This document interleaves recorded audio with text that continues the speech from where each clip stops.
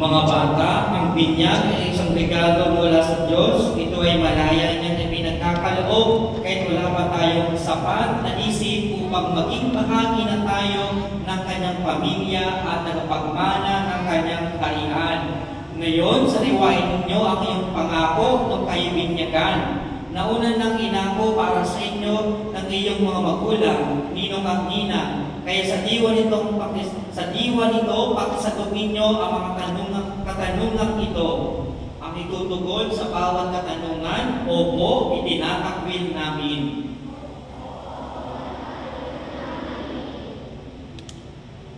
Si Satanas ba ay itinatakwil ninyo?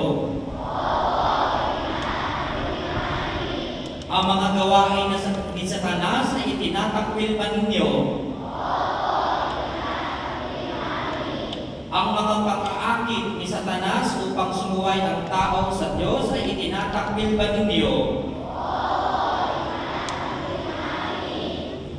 Ngayon naman, ating harapin at ipahayag ang ating pananampalataya. Ang iyong itutugon, opo, sumasampalataya kami.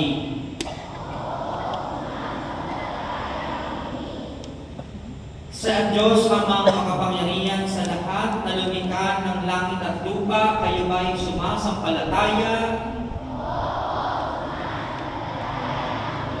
Sa iisang anak ng Diyos, ang ating Panginoong Jesucristo na ipinanganak ni Santa Mariang Birhen, ibinako sa krus, namatay, inilibing, muling nabuhay at naluluklok sa kanan ng Ama, kayo ba'y sumasampalataya?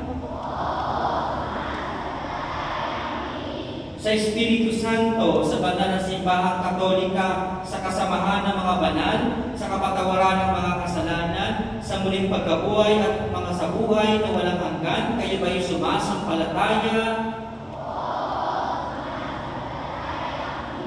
Bunga ng pagmamahal ng makapangyarihang Diyos Ama ng ating Panginoong Jesucristo, tayo ay pinatawad sa ating mga kasalanan nung tayo muling isilang sa tubig at Espiritu Santo. Tulungan nawa niya tayong mamalangin tapat sa ating Panginoong Jesucristo ngayon at magpa sa walang hanggan.